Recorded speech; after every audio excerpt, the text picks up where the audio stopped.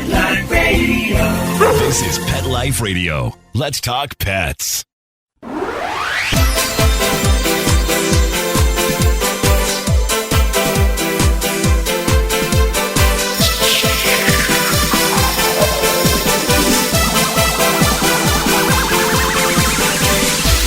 Hello, you're listening to Animal Party on Pet Life Radio with me, Deb Wolf, and I'm here in Maple Ridge, near Vancouver, BC, Canada, and we're about to get what we call a cold spell, which is 0, so 32, and sunny and bright, and it makes me so happy. But today I'll be talking to Dr. Jory back in Toronto, who's dealing with winter like all you other people in the West and, well, in the Midwest and the East of North America. So we're going to ask him some questions and find out what you can do to make it easier on your pets. Welcome to the show, Dr. Jory. Thanks for having me up. Actually, today we're up in Collingwood, so we're in a ski area. Barely any snow. We keep losing it, but we finally think winter's here. So today's only -9 Celsius. What's that, about 20? Okay. Fahrenheit. But hopefully by next weekend, it'll be about -25, which is actually -25. That's just, to me, terrible. I like what, this Pet Life Radio show where it's produced in Florida. I like what they got. 80 degrees and sunny. I'll take that any day over winter. But, here it's usually raining. It's usually 8 or 9 or 10 degrees above 0. It's 0 and sunny is a nice change. Nice change to see the sun. So, Dr. Jory, what should people do to make it easier on their pets? I worry about the ground, the salt and the chemicals and all that crap on the ground. Well, when it gets really cold like that, the big two things that I worry about are their feet and then getting too cold, so hypothermia. So I've got two very different dogs, for instance, that I go hiking the hills with out here. One's my Dalmatian, who's built for Florida, and my Labrador, who's more insulated, but is not an Arctic dog. And so they both need different things. So for the Dal, when I take her up a mountain, she absolutely needs something on her feet because it's just too cold for her paws, and she needs a coat. Yeah. She absolutely needs a coat. And you also have to think about, there's a range of temperature where I'll take her. Once it starts dipping below -12, -14, then even with a coat, she's not built for that. You know what, Dr. Jory? I'm not built for that. I totally relate. She and I can sit by the fire and wait for you to come back. We'll make cookies or something. That's just ridiculous. She would agree with you, but if I don't run her a little bit every day, she starts to get a little wackadoodle. Well, that's true, because Dalmatians are not exactly like the Disney movie portrays. They are not lap cats. They are hunting dogs. They're busy. They're working dogs. They're meant to run alongside fire trucks. They are the epitome of ADHD. That's what I would say. Very athletic, let's just say, to be kind. But okay, so you got to run her anyway. So you dress her all up, and she probably loves her outfit because she associates it with exercise. So she's fine with it. She's usually fine with it. She does the usual high steppy stuff while she's in the house. But once we're out and going, she's happy. But still, you have to remember that even with a coat and boots, when it's your -12, 15 and colder, you really don't want to be out there much longer than 10, 15 minutes before you bring them back in. And it's better to do 2 15-minute walks spread out than one 30-minute walk where they could get a little bit of frostbite or another kind of injuries like that. The other thing, though, to be aware of is when you've got the second dog, my Labrador, yes, he's well insulated and his feet don't ever seem to bother him, but he won't tell you because he's going to be so motivated to keep running. So you've got to be their parent. You got to know that once it's getting colder, that you got to shorten those walks up. You got to check their feet. You want to check them before you go and check them when they come back. Because you're right, there is salt out there. There's stuff out there. And if they get some cracks or cuts in their pads, they can start chewing them and take something that could be readily treatable by rinsing their feet off when they come in. If you leave it and it starts to irritate them, they start chewing it overnight. And now you got a problem. Now you got to bring them to see me. Well, and it's a tricky problem because even a small cut on the pad of the foot, every time you bandage it, they walk on it again. And then you have to change it when they go outside. And it's slow to heal, even if you use those fancy skin pad things that are meant to regrow skin, which are very expensive. The dog tends to try to rip it off and you cone him, but he can still reach his paw. So, I mean, it's so much better to just wipe his feet every time. And if you see any problems, right away, clean them up. That makes sense. But yeah, the boot walk is funny. I like the boot walk. I'd like to see some TikToks of the boot walk, the dogs in boots and the way they act. There's some funny stuff out there with, if anybody's listening wants to Google or search in some of the social media, there's some really funny stuff for pugs and snow tunnels. People build these little snow tunnels in their backyards for pugs to run through. And it's all over Scandinavia. And it's taking off here too. So it's pretty funny stuff. And the pug goes through it for treats, of course, because why else would a pug bother to run through a snow tunnel? But that's the kind of thing, when you've got your dog out for this 15 minutes, you want to make it count if you've got a high energy dog, right? 100%. Yeah, you got to do it because otherwise their poor little brains start to get a little crazy and then they start looking for trouble because they've got all this agitated, pent up energy. And so the goal is to get rid of that energy in a productive way, as opposed to if you don't burn it off, then you leave to go do whatever you have to do. They will find a way to burn that energy off in the house, generally resulting in trouble and problems. So better to invest the 15, 20 minutes a few times a day than not to invest it and then pay the price for it later. That's true. Okay, we're going to go to break and come back and talk to Dr. Jory some more. Stay tuned on Animal Party Pet Life Radio with me, Deborah.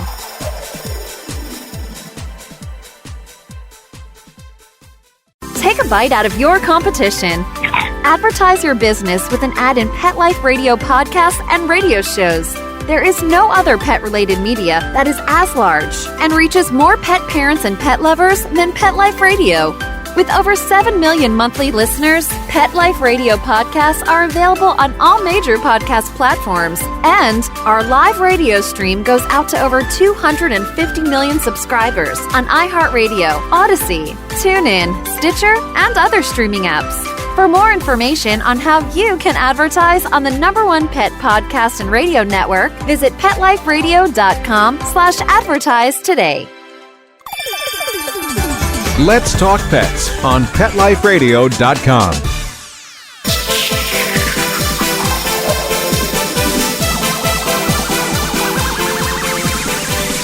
Hello, we're back on Animal Party Pet Life Radio. I've talked with you before, Dr. Jory, about dog foods and cat foods and steering clear of the, grain-free fad and this fad, the other fad, raw, this, that, the other. But lately I've been seeing more and more, feed your dog like a part of the family. Give him real food. Give him farmer's dog, and then they show you open up your fridge and in with your milk and your orange juice, there's this packet of some kind for your dog. Okay, so is it better to feed your dog? Like, what can you shed some light on this? This is a very common question. This is one of the things that we've talked about before about what do I wish my patients and their owners would do. And one of the things I wish they would do is ask me about what food is, because my goal is for your pet to have the best food possible to keep them the healthiest, the longest. And the truth of the matter is that the most convenient best food is to feed a high quality pet food. That's because it's easy and it's complete, it's balanced, it's tested, and they're constantly working on them. And I'm not affiliated with any company. There are 4 or 5 foods that I really like. I'm sure everyone's veterinarian also has their preferences. And what I like about these things is I know exactly what's going into their bowl. I know what they're eating. So if they develop issues, then we can rule out things like nutrition being the source of that issue. Plus, if you go on vacation, you can provide your food in Toronto. You can get it in Vancouver. You can get it in Rio de Janeiro. You can get it in France. You can get it all over the world. And so you're not stuck having to change on a trip because the food is there. So you're talking consistency. One of these commercials actually says no living being should eat processed food every day of their life. Your dog needs variety. I'm quoting a commercial, honestly. Yeah. It's not Farmer's Dog, it's their competitor, but still, does your dog need variety? No, they don't. It's very good marketing, but the problem is people are looking for things that make them feel good to feed to their dog. And if it looks like more what they're eating it for whatever reason, it makes them feel good. The only difference to that is the other marketing driven, no data to support it fad, which is the raw food diet. These foods that people are feeding they're not feeding them to save money. They're not inexpensive, quite contrary. They're more difficult in every way. The vast majority of them are neither complete or balanced. And there's no benefit, for instance, to feeding your dog or cat the raw food because it's just harder for them to digest. There's more ability to become infected. These foods make me a lot of money, actually, because they create more problems than they solve. Well, you hear people, waxing profane about how their dog had skin problems and was lazy and wouldn't move. And then they switched to raw diet. Now he's bouncing off the walls and his skin is great and his hair is great. And I do hear that a lot. But I think what's happened is the food they were feeding, the dog had an allergy. And now they've stopped the allergy. And you could have just switched to different food. There's no magic to it. But one of the arguments I'll get is, well, I'm being motivated by food companies to recommend their foods. And I can understand why people would say that. For me, the best food you can feed your pet is food that you buy yourself from your grocery store, follow an appropriate recipe, and that's critical. It's not something you can make up on your own.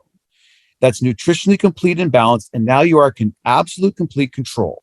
So what I am going to talk about is there's one website that I really like, and it's run by a veterinary nutritionist of decades of experience. It's called Hilary's Blend. I think the website is Balance It. And every recipe on this website is complete and balanced. And they have life stage, they have disease stages. Even when you're following their recipes, you still have to pick up from them a vitamin mineral mix, because the very difficult part of feeding and cooking for your pet is making sure the trace vitamins and minerals are there in the appropriate ratios. It's very, very hard to do. Whereas if you follow these recipes, they provide this vitamin mineral mix, which you can get directly from them. And then based on the recipes, you use their scoop and they say, this is how much you feed. This is how many scoops you add to what you're cooking. The recipes are fabulous. Yeah, that's what I've noticed, though. These dogs that come to camp for boarding that have all these strange foods, they also have pills and potions and vitamins. And so they're not getting everything from their food, which, I don't want to live like that. It's extreme. No, a balanced diet, a healthy, balanced food doesn't require supplementation. And the commercial foods that I like don't require supplementation. The home cooked diets, I think, hands down, are absolutely the best. You know exactly what you're feeding. You can feed organic, you can feed non-organic. I would be very careful of trying to feed vegetarian, but the Balance It diets do have a vegetarian diet for some dogs. You cannot do that for a cat. It's not possible. You can do it for a dog. It's harder to keep calories on them. It's harder to keep conditioning on them, but you can do it.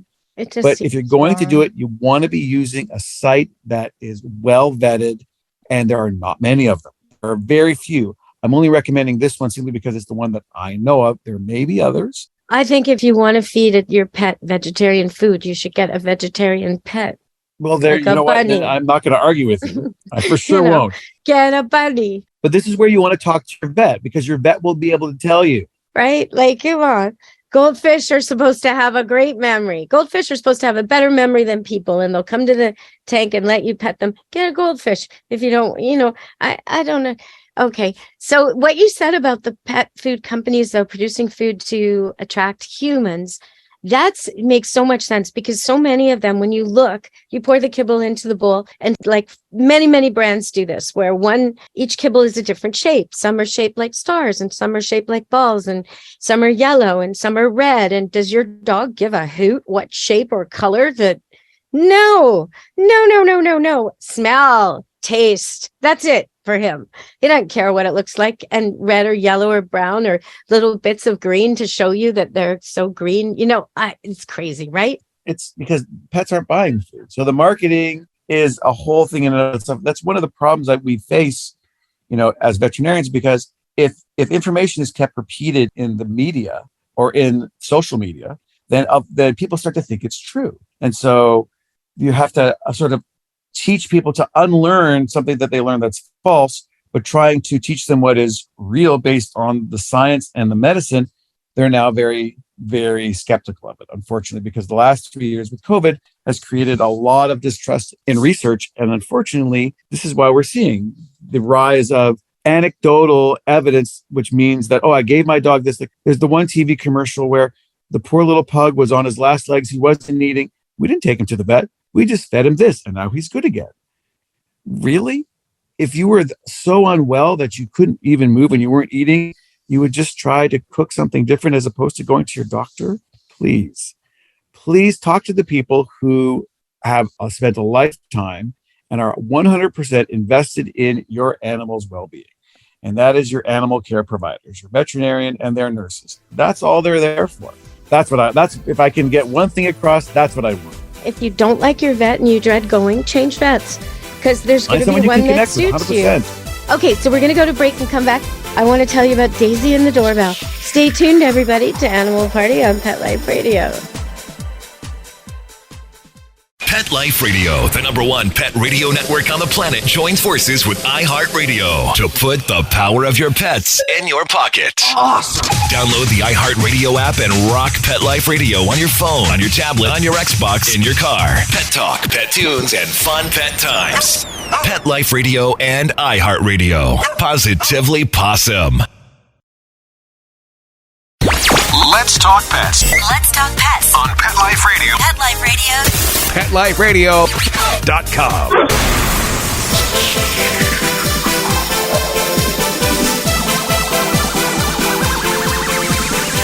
Hello, we're back on Animal Party with Pet Life Radio with me, Deb Wolf, and our guest, Dr. Joy. And I often marvel at how different dogs are from people. But one thing happened the other day. I had this dog, Daisy, a Labradoodle born here, and she's a guest at the kennel, but I had her up at the house just visiting, and because her owner was going to pop by to say hi and whatnot. So she was up at the house. And on TV, I was watching TV, a doorbell rang. So Daisy ran to the door and started barking. And all my dogs looked at her like she had a screw loose, because there's nobody there. They can't hear anybody. I don't have a doorbell. But so my dogs don't associate a doorbell with anything, right? And it was on TV. They knew it was coming from the TV. They're looking at her like, "What? Are you stupid? What are you doing?" You know? But for Daisy, that idea, doorbell equals people, doorbell, that's so ingrained in her that even when her senses told her that's a noise from the TV, there's nobody out there, she still couldn't break that idea. Doorbell equals people, and off she went, you know? And I find that so interesting how the brain works, you know? And I think sometimes people do think of their dogs and their cats like little humans, like in the example where they color the food for them, dye it with red and yellow. What? When a dog doesn't even see those colors particularly well, it makes no sense. So when you're dealing with people, what do you find when they make their dog into a person? What do you find is difficult about that at the vet clinic? The dogs who are treated like small children are often the most challenging to handle because they're usually the most aggressive, because they have no boundaries, they follow no rules, they're allowed to do whatever they want. And so they achieve top place in their pack in their house. And then the way the alpha wolf maintains that position is with strength in their teeth. So you can't groom them. You can't cut their nails. Trying to take blood becomes dangerous. So you have to use medications to sedate them because they've never learned the rules and limitations and boundaries that they should have. And everyone's looking like, well, I honestly don't know why. And it's very interesting. For instance, I had to do a behavior consult on a 180-pound Great Dane. And this is before COVID. So I had to went to their home because he was dominant and aggressive over the house. But he's a really good dog, don't you know? So I come in and they say, oh, you have to wait outside until we move him away from the door. But I love the but. Yes, but. But he's a very good dog. And you can't go into the family room if he's on the couch. But he's a very good dog. And don't go near him if he's eating, but he's a very good dog. And these are all self-created problems because they're very simple animals. They respond very predictably. They're programmed in very straightforward ways.